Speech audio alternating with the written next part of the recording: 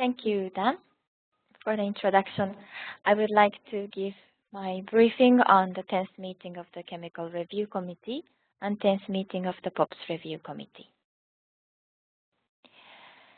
The date and venue of those meetings are provided in this slide.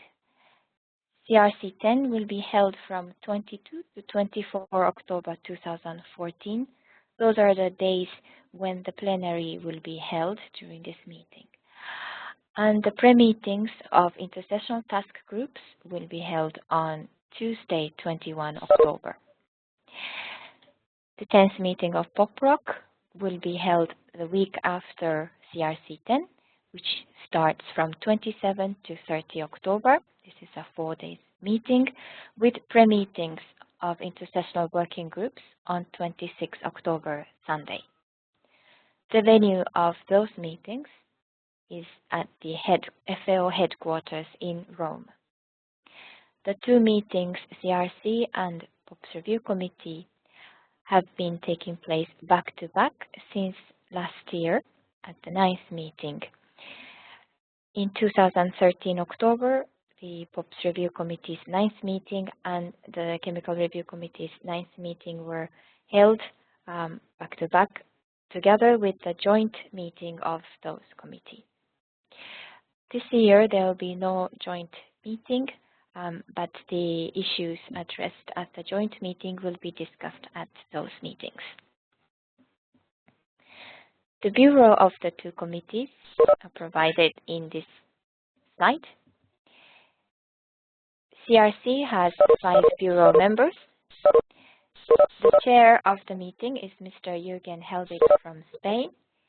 He was identified as interim chair at the last meeting. The vice chairs are, as indicated here, Mr. Boniface Umbewe from Zambia, Ms. Amal Al-Nashtan from Kuwait, Ms. Magdalena Friedrich from Poland, and Mr. Gilberto Filman from Brazil. For the POPs Review Committee, there are no 5 members of bureau, but there are chair and vice chair as indicated here. Mrs. Stefania Moreira from Brazil was identified as the interim chair at the last meeting, and Mr. Azari Abdelbazi from Sudan is the vice chair of the meeting. The website of two meetings are indicated here.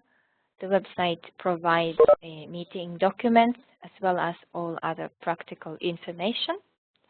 And after the meeting, the report of the meeting and follow-up letters, including call for information, will be made available on the same page.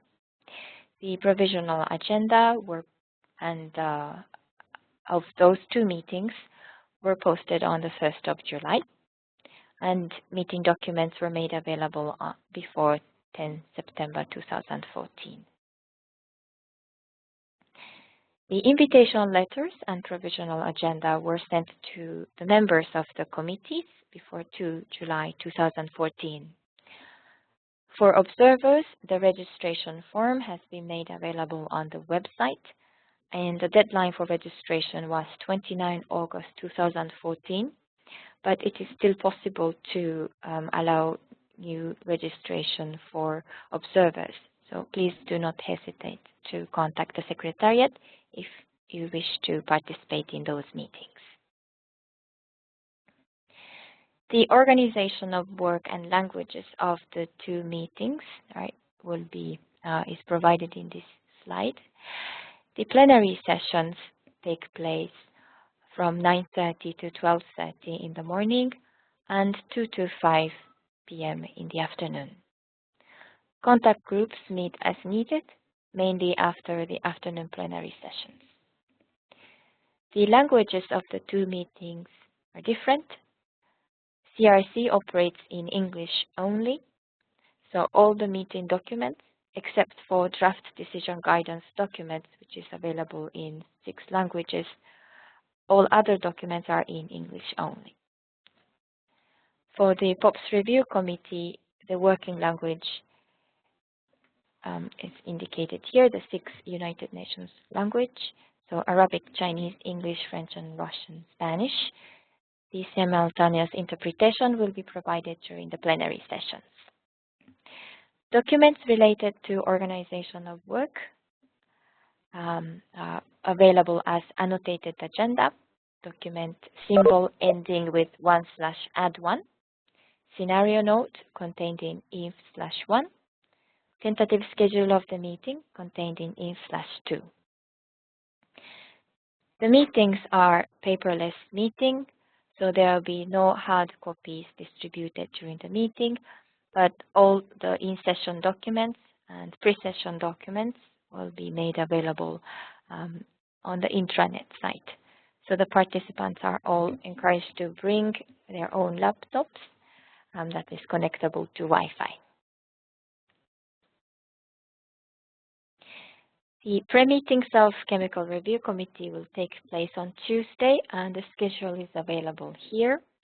It starts with bureau meeting from 11 o'clock, followed by the meetings of task groups in the afternoon. There are 3 task groups, one on polychlorinated naphthalenes, tributyltin compounds, and short-chain chlorinated paraffins. The committee will review the final notifications of final regulatory action on those chemicals. The pre-meetings for the POPs Review Committee will take place on Sunday, 26 October 2014, and the schedule is available here. And also you can find the same schedule on the website. The members-only meeting will start from 1 o'clock to 2:15, followed by the meetings for intersessional working groups. One on pentachlorophenol and its salts and esters, and decabromodiphenyl ether, and the third one on alternatives to PFOS, its salts, and PFOS-F. The Bureau will also meet after the intersessional working groups meeting.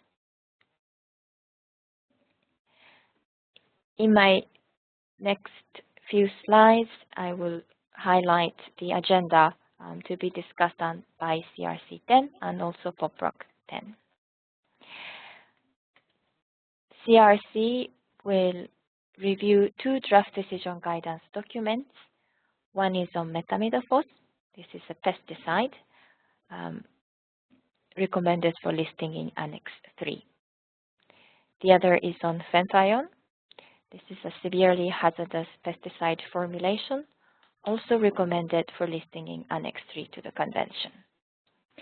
CRC is expected to review the draft decision guidance document, finalize it, and to submit it to the 7th meeting of the Conference of the Parties.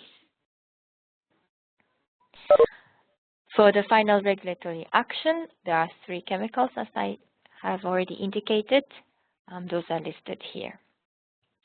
Those 3 are all notified as industrial chemicals. The 10th meeting of the POPs Review Committee has 3 chemicals to review. The first is pentachlorophenol and its salts and esters. The committee will consider the draft risk management evaluation of this chemical and consider recommending the chemical for listing in Annex A, B, or C to the Convention. The second chemical is decabromodiphenyl ether. This chemical is at the stage of draft risk profile, so the intersessional working group has prepared the document based on the information provided by parties and observers, and they will consider whether the chemical should move to the next stage or not. The third chemical is glycofol. This was a chemical proposed for listing in Annexes A, B, and C to the Convention, and it was considered at the last meeting, POPRC 9. The committee was not able to reach an agreement, so the agenda appeared again at this meeting to consider further the proposal for the inclusion of this chemical.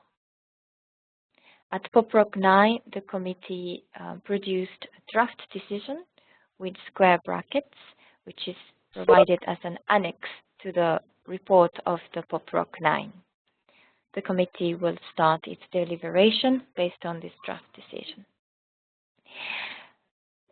Two other points I have here are related to PFOS salts and PFOS-F. The first is about the evaluation of this chemical pursuant to paragraphs 5 and 6 of Part 3 of Annex B, which will be undertaken by the Conference of the Parties at its 7th meeting. The committee was requested to produce an assessment of alternatives to those chemicals and also provide comments to the report prepared by the Secretariat for the evaluation of those chemicals. In relation to this activity, the guidance on alternatives to PFOS salts, PFOS-F, and their related chemicals, which had already been developed by the committee, will be considered whether the guidance needs further revision based on the new information provided through the activities just described in the above point. So if the committee decides to revise guidance on alternatives to PFOS salts and PFOS-F and their related chemicals, then an intersessional working group could be established for preparing a revised version for consideration at POPRC 11. So this was the points for POPRC itself and also CRC meeting only. There are some agenda items that are common to two meetings. Those are listed in this slide. One is on effective participation in the work of the committees. The activities have been undertaken by the Technical Assistance Program, and this will be reported to the participants of two committees for CRC and POPRC. Also for the CRC, there is an orientation workshop provided for the new incoming members as well as the experienced members, and this will also be reported. The second point is coordination and collaboration with other scientific bodies. At the joint meeting of the POPRC and CRC held last year, a joint intersessional working group was established to develop the draft guidance to assist parties to the Rotterdam Convention and the Chemical Review Committee in their work when a chemical under consideration was a persistent organic pollutant listed under the Stockholm Convention. This was in response to the request contained in the decision of synergies adopted at 2013 COPs. Also, feedback on back-to-back meetings and joint meetings of those committees held in October 2013 will be reviewed, and as requested by the COPs of Rotterdam and Stockholm, the committees are expected to report back to the result to the 7th meeting of the Conference of the Parties. So those are the highlights of the two meetings, and with this I finish my briefing and I welcome any questions from you regarding these two meetings. Thank you. Add one more thing for your information. At the last webinar session, there was a question regarding some chemicals that have already been reviewed by the POPs Review Committee, which is short-chain chlorinated paraffins and also polychlorinated naphthalene. With regard to short-chain chlorinated paraffins, the POPs Review Committee has reviewed the proposal and reviewed against screening criteria Annex D and decided to prepare draft risk profile based on Annex E information. The committee has prepared draft risk profile and reviewed it. However, it hasn't been able to reach an agreement on whether to adopt the risk profile or not. At the moment, the intersessional work has been suspended, and it was agreed that at POPRC 11, at the next meeting, not this coming meeting, but at the following meeting, the committee will consider again the draft risk profile on short-chain chlorinated paraffins. So it is expected that an intersessional working group on short-chain chlorinated paraffins will start its work to revise the draft risk profile during the intersessional period between the 10th and 11th meeting. For polychlorinated naphthalenes, the committee has adopted risk profile and risk management evaluation and decided to recommend listing of this chemical in Annex A and C to the Convention. So at the 7th meeting of the Stockholm Convention COP, the chemical will be considered for listing.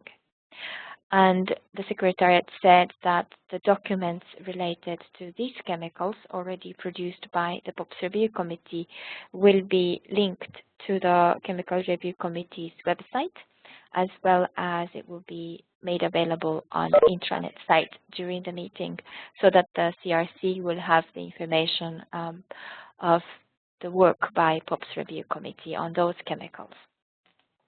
Thank you, Dan.